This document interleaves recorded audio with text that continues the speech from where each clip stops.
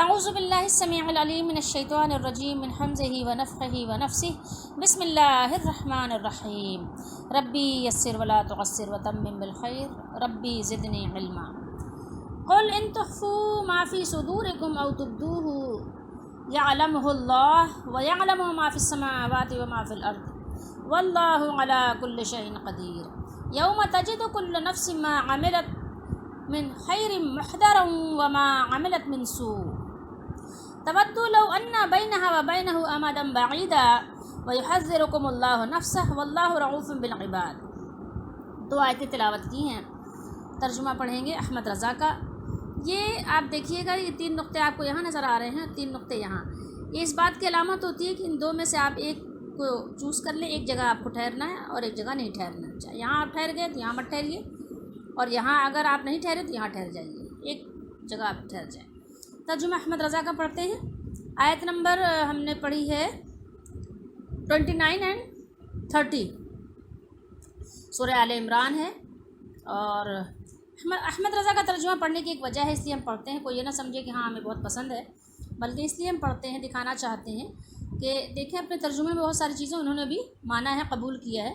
اور ترجمے سے باہر نکلتے ہیں تو اور بات ہے، اشعار میں اپنے کچھ اور اس کے الٹ کہتے ہیں۔ تم فرما دو کہ اگر تم اپنے جی کی بات چھپاؤ یا ظاہر کرو، اللہ کو سب معلوم ہے اور جانتا ہے جو کچھ آسمانوں میں ہے اور جو کچھ زمین میں ہے، اور ہر چیز پر اللہ کا قابو ہے۔ جس دن ہر جان نے جو بھلا کام کیا حاضر پائے گی، اور جو برا کام کیا امید کرے گی۔ یہ سو جو ہے برا، کاش مجھ میں اور اس میں، کس میں؟ برائی میں دور کا فاصلہ ہوتا، اور اللہ تمہیں اپنے عذاب سے ڈراتا ہے، اور اللہ بندوں پر مہربان ہے۔ یہ آپ دیکھیے گا یہاں پہ وَيُحَذِّرُكُمُ اللَّهُ نَفْسَهُ وَاللَّهُ رَءُوفٌ بِالْعِبَادِ میں یہ جو ترجمہ ہوا ہے، اور اللہ تمہیں اپنے عذاب سے ڈراتا ہے، تو یہاں نفسہ کا ترجمہ نہیں ہوا، نفسہ جو ہے اس کا ترجمہ نہیں ہوا، اس کا ترجمہ تو ہوا ہے، اور اللہ تمہیں اپنے عذاب سے ڈراتا ہے، ٹھیک ہے، اس کا ترجمہ نہیں ہوا۔ آئیے ہم آپ کو دکھاتے ہیں دوسرے جو تراجم ہے اس میں۔ یہ ترجمہ ہے غلام رسول سعیدی صاحب کا، یہ آپ کے بریلوی ہیں، انہوں نے اپنے اس میں تفسیر میں جگہ جگہ یقین دہانی کروائی ہے کہ مذہب بریلوی پر یہ فائز ہیں۔ یہ دیکھیے ان کا ترجمہ، اللہ تمہیں اپنی ذات، اور یہ غضب ظاہر عذاب کا ترجمہ انہوں نے بریکٹ میں غضب کر دیا ہے، سے ڈراتا ہے، اور اللہ بندوں پر نہایت مہربان ہے۔ تو یہاں دیکھیے انہوں نے ترجمہ کیا ہے نفس کا،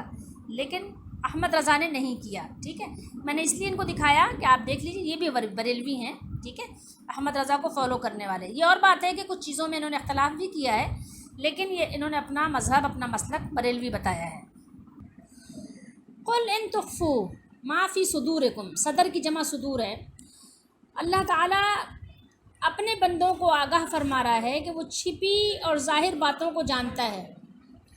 کوئی چیز بھی اس سے مخفی نہیں، چھپی ہوئی نہیں ہے۔ اس کا علم تمام حالات، تمام زمانوں اور دنوں اور تمام لمحات و اوقات کو محیط ہے، گھیرے ہوئے ہے۔ جو کچھ آسمانوں میں اور زمین میں ہے وہ سب کو جمع کرے گا، وہ سب کچھ جانتا ہے اور سب کو جانتا ہے۔ اس سے ذرہ برابر بھی کوئی چیز پوشیدہ اور غائب نہیں ہو سکتی۔ تمام اطراف، اکناف زمین،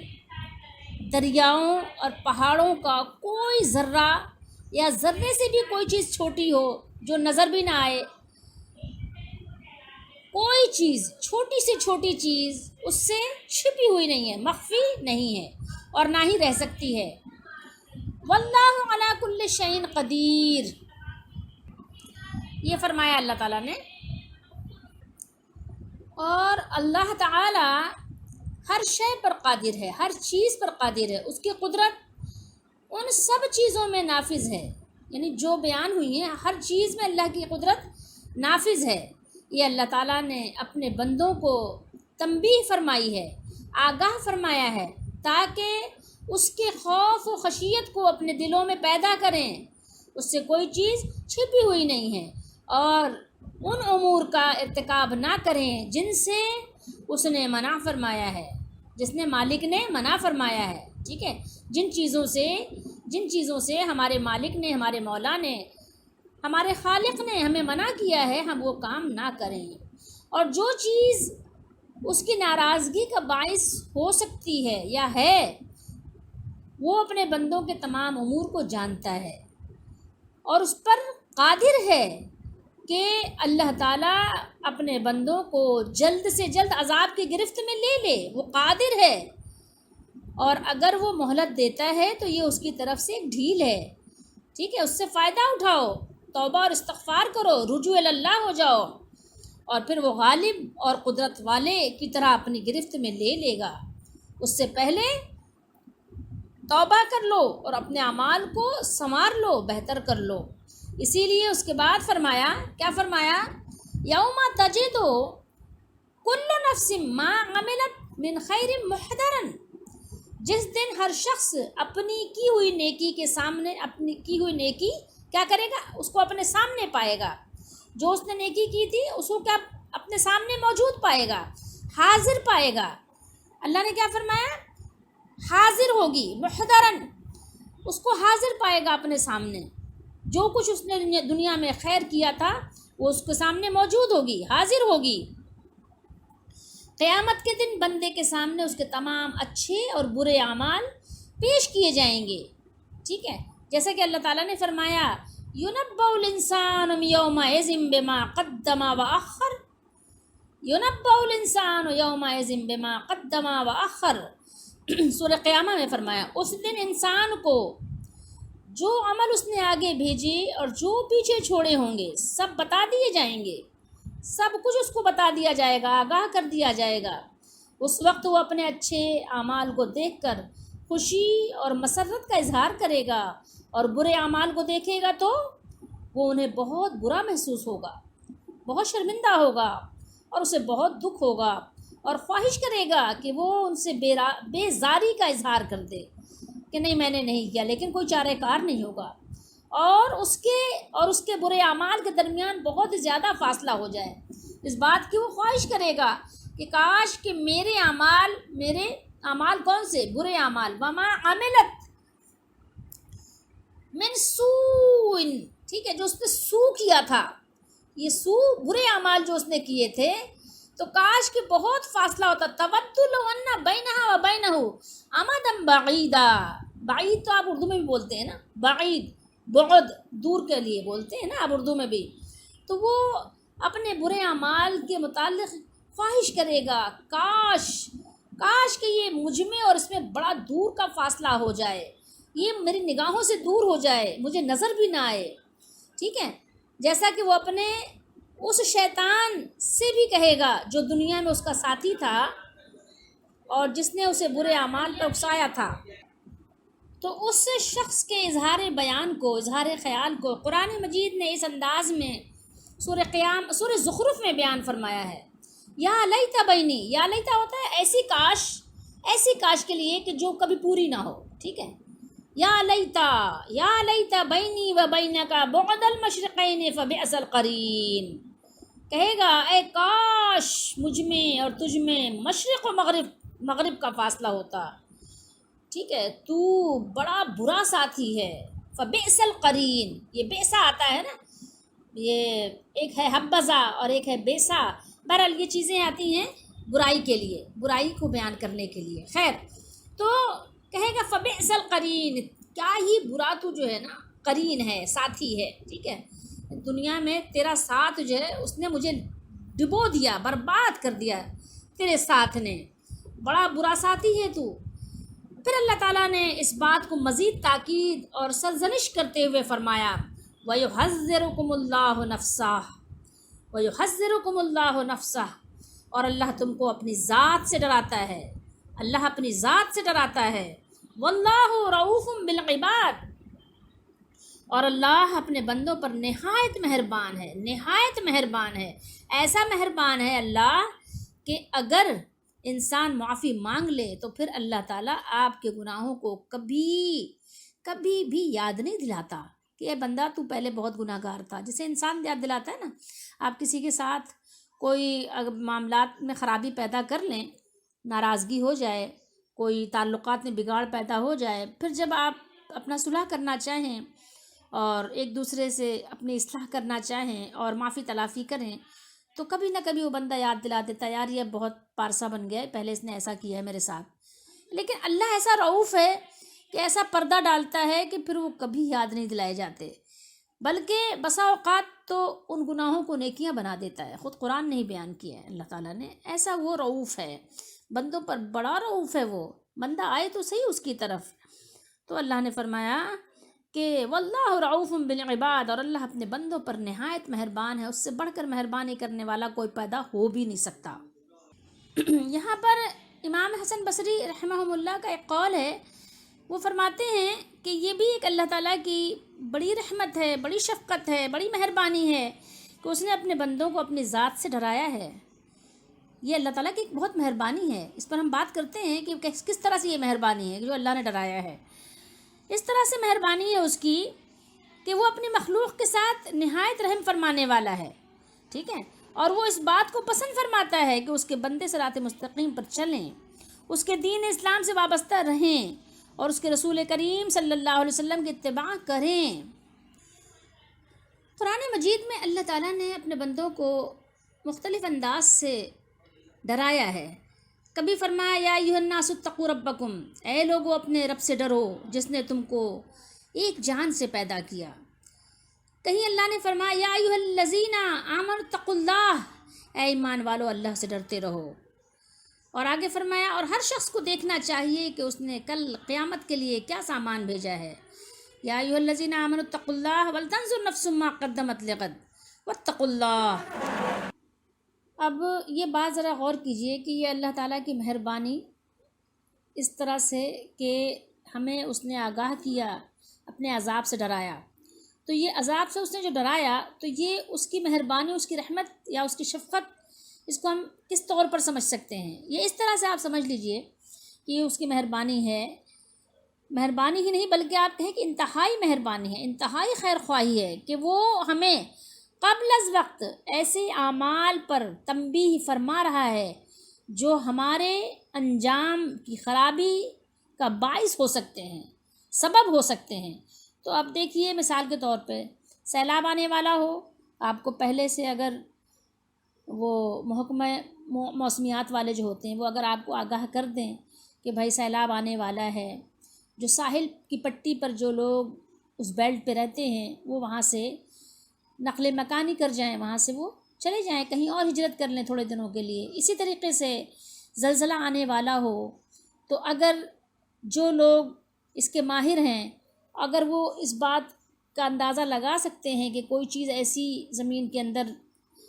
آگے پیچھے ہو رہی ہے اور زلزلہ آنے کی امید ہو سکتی ہے، تو اگر آپ کو وہ پہلے سے آگاہ کرتے ہیں تو یہ کیا ہے؟ ان کی مہربانی ہے نا کہ انہوں نے پہلے سے بتا دیا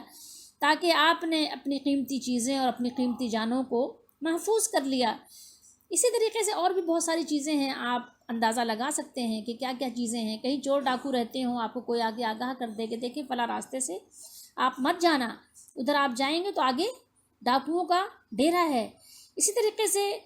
اور بھی خرابیاں ہیں جو آپ کو بتائی جاتی ہیں تو آپ شکر گزار ہوتے ہیں. تو اللہ تعالیٰ نے جس چیز کو آپ کے لیے بہتر سمجھا، آگاہ فرما دیا کہ ان چیزوں سے آپ کا مالک آپ سے ناراض ہوتا ہے، تو اس سے آپ آگاہ ہو جاؤ اور اپنا بچاؤ کر لو. ایسے کام نہ کرو جس سے آپ کا مالک ناراض ہو جائے تو آپ کو ہمیشہ ہمیشہ کا عذاب وہاں پر آپ کو پہنچا دے. تو پھر آپ کیا کرو گے؟ تو آپ کو پہلے سے انفارم کر دیا گیا، آپ اس سے اپنا بچاؤ کر لو. یہ اس کی مہربانی ہے. اگر نہ بتاتا تو کیا کرتے؟ وہ تو مالک ہے، وہ اس پر کوئی چیز واجب تو نہیں، اس پر کوئی چیز لازم تو نہیں، اس پر کوئی اس کی ذمہ داری تو نہیں. کیا آپ اپنے جو چیزیں آپ بناتے ہو تو کیا کرتے ہو؟ اس کے ساتھ جو کچھ بھی کرتے ہو کوئی بھی نہیں کہتا کہ آپ نے یہ ظلم کیا ہے، آپ تو کرتے ہو. کوئی بھی چیز بناتے ہو اس کے ساتھ جو بھی سلوک کرو. تو اسی طریقے سے مالک پر کوئی چیز لازم نہیں تھی، وہ جو بھی سلوک کرتا ہمارے ساتھ نہیں، لیکن اس نے مہربانی فرمائی کیونکہ ظلم اس کے یہاں نہیں ہے، وہ ظلم سے پاک ہے. تو مالک نے اپنے بندوں پر بڑی مہربانی فرمائی کہ اپنی پسند اور اپنی ناپسند اس نے بیان فرما دی۔ اس کے علاوہ نبیوں کو بھیجا، اپنے منتخب کردہ انتخاب شدہ رسولوں کو اللہ تعالیٰ نے مبعوث فرمایا علیہ الصلاۃ والسلام۔ تو ہمیں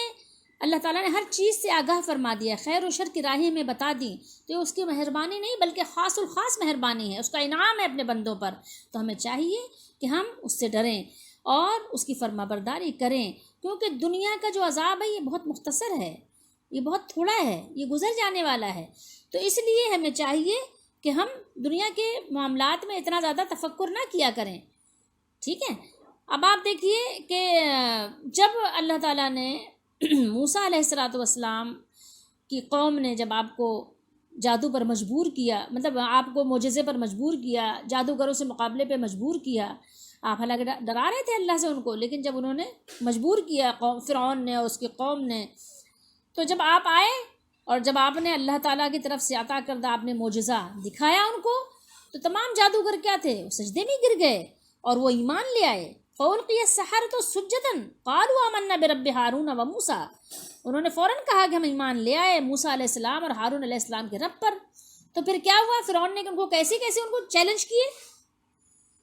فرعون نے کہا کہ تم ایسے کیسے ایمان لے آئے، ہم نے تم کو اجازت نہیں دی، ہماری اجازت کے بغیر کیسے تم نے ایسی جرت کر لی۔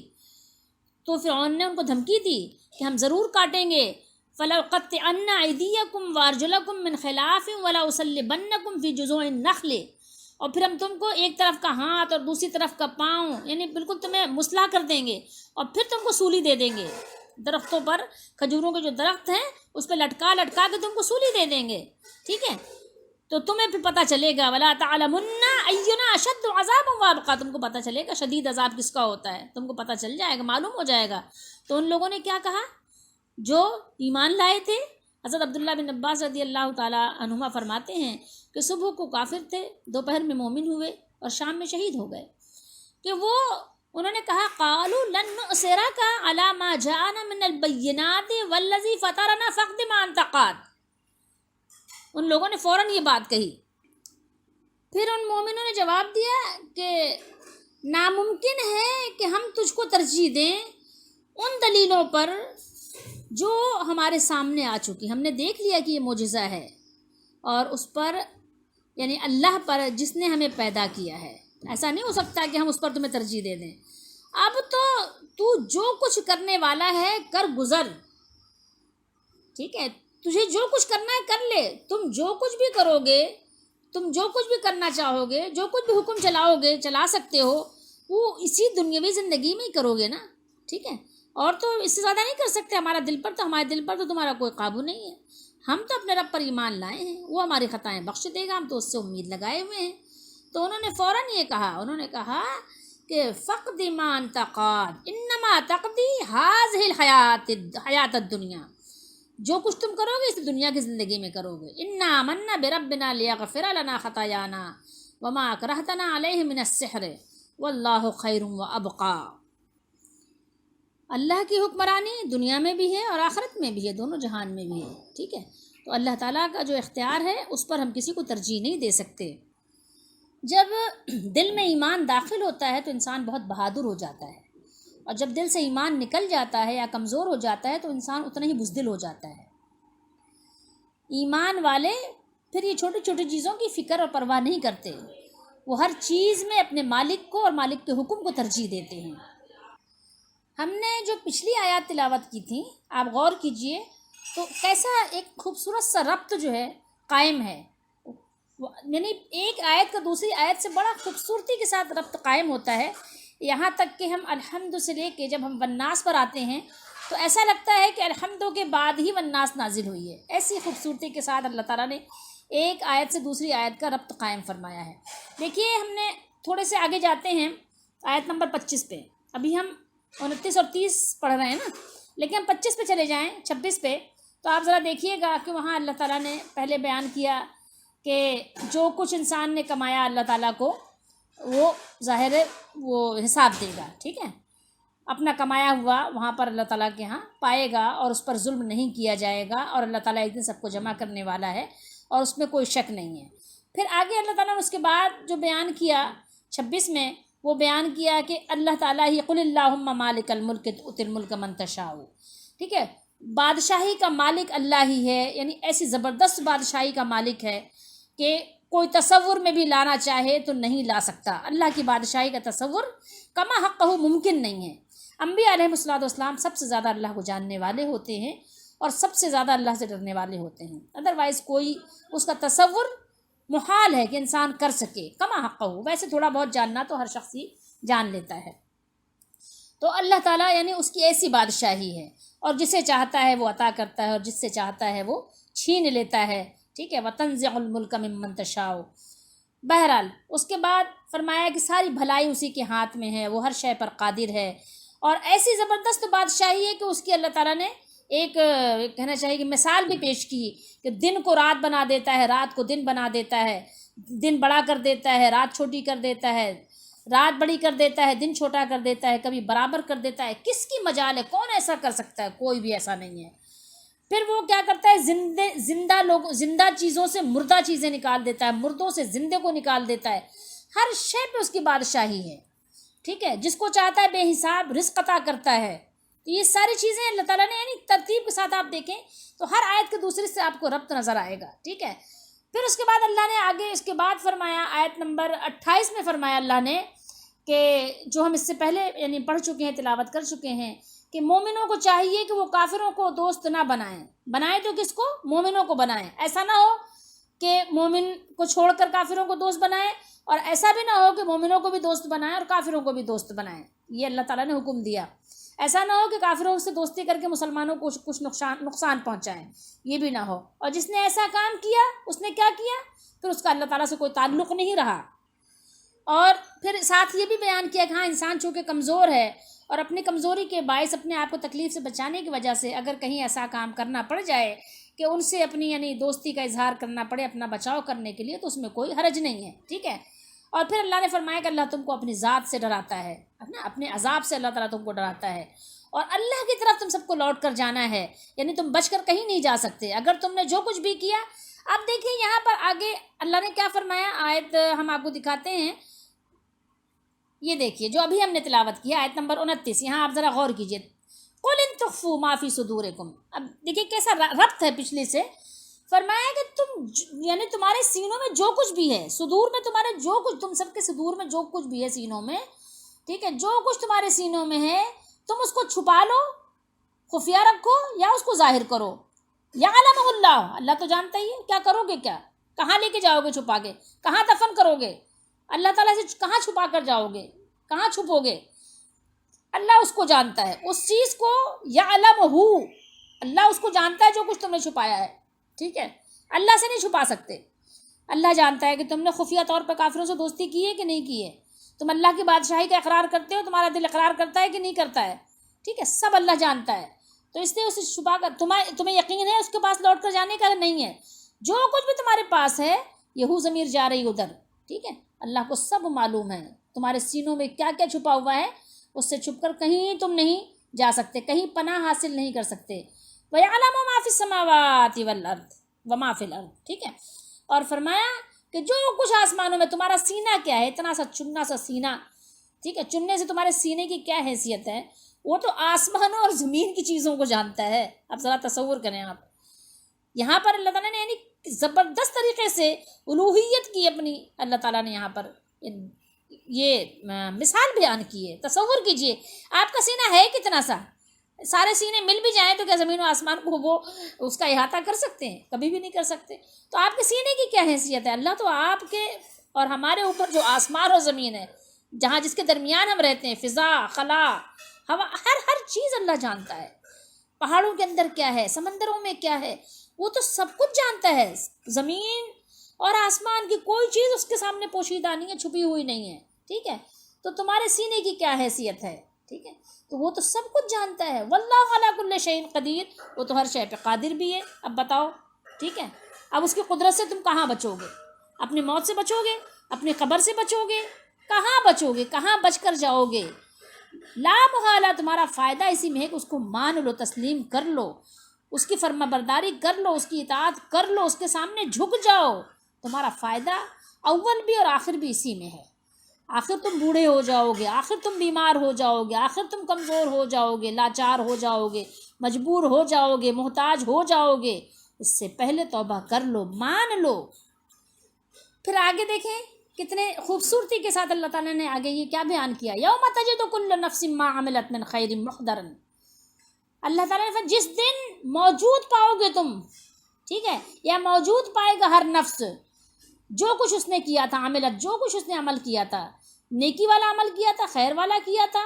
یا شر والا کیا تھا، حاضر پائے گا، اپنے سامنے موجود پائے گا، ٹھیک ہے۔ اور برائی کے بارے میں کیا تمنا کرے گا، کاش کہ اس میں اور مجھ میں بہت دور کا فاصلہ ہوتا، بتاؤ اس وقت کیا کرو گے، کیا ہوگا تمہارے پاس بچاؤ کا سامان۔